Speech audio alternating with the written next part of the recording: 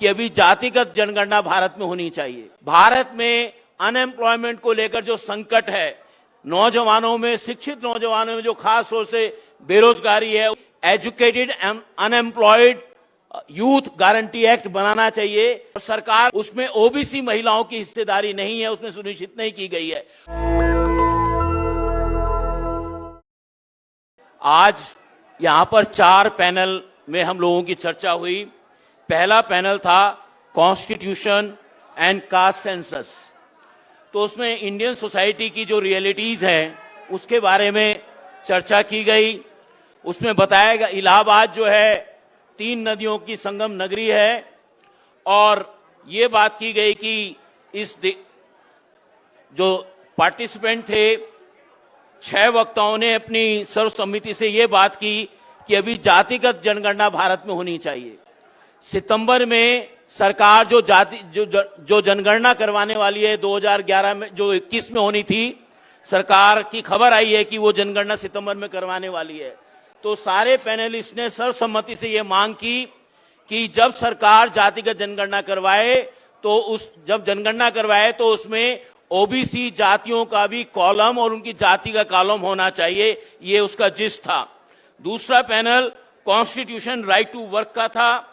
उसमें तमाम पैनलिस्ट ने 7 पैनलिस्ट थे, उन्होंने भारत में अनएम्प्लॉयमेंट को लेकर जो संकट है, नौजवानों में, शिक्षित नौजवानों में जो खास तौर से बेरोजगारी है, उसको लेकर अपनी चिंता जाहिर की और कहा कि जब तक लोगों में शिक्षा और वैज्ञानिक चेतना को लेकर काम नहीं किया जाएगा, शिक्षा, स्वास्थ्य और आजीविका की बात को सुनिश्चित नहीं किया जाएगा, तब तक रोजगार की बात करना बेमानी रहेगा।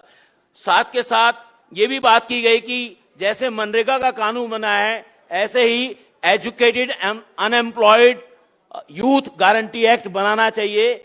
शिक्षित बेरोजगार नौजवानों के लिए रोजगार की गारंटी का कानून बनाना चाहिए। तीसरा पैनल संविधान और सामाजिक आर्थिक अधिकार पर था। उसमें 7 पैनलिस्ट थे। इस पैनलिस्ट ने संविधान को सामाजिक, आर्थिक और समानता का एक दस्तावेज, भारत का दस्तावेज मानते हुए ये बात की कि इसको वर्बेटिम भारत के संविधान को लागू करने की जरूरत है। अगर ये लागू किया जाएगा तभी इस देश में सामाजिक, आर्थिक और राजनीतिक न्याय हो पाएगा। पैनल में सरकारी और निजी क्षेत्रों में जो ठेकेदारी पर काम होता है, तो ठेकेदारी उसमें भी जो है सप्लाई चेन में, ठेकेदारी में और तमाम आर्थिक कारोबार में जो है अनुसूचित जाति, जनजाति, पिछड़ी जातियों के हिस्सेदारी और उनके बिजनेस की सुनिश्चित करने की बात की गई। चौथा पैनल जो हुआ महिला सशक्तिकरण संविधान पर था। इस पैनल में 6 पैनलिस्ट थे। इस पैनल में महिलाओं के सशक्तिकरण के लिए सुरक्षा, समानता और सम्मान और हिस्सेदारी की बात को जरूरी बताया गया। ये बताया गया कि पार्लियामेंट में केवल 12.6 वीमेन पार्लियामेंटेरियन हैं, और सरकार ने जो महिलाओं की हिस्सेदारी के लिए कानून पारित किया है उसमें ओबीसी महिलाओं की हिस्सेदारी नहीं है, उसमें सुनिश्चित नहीं की गई है।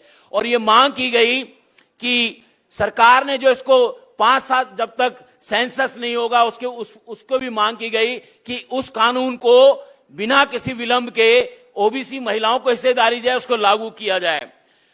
इसके बाद जो हमारा एक पैनल होना था, जिसके मुझे लगता है कि मोहब्बत की दुकान पर होने वाला था, अब मोहब्बत की दुकान के मालिक तो यहाँ बैठे हैं, हम उनको सुनना चाहेंगे। धन्यवाद। जय भीम, जय भारत।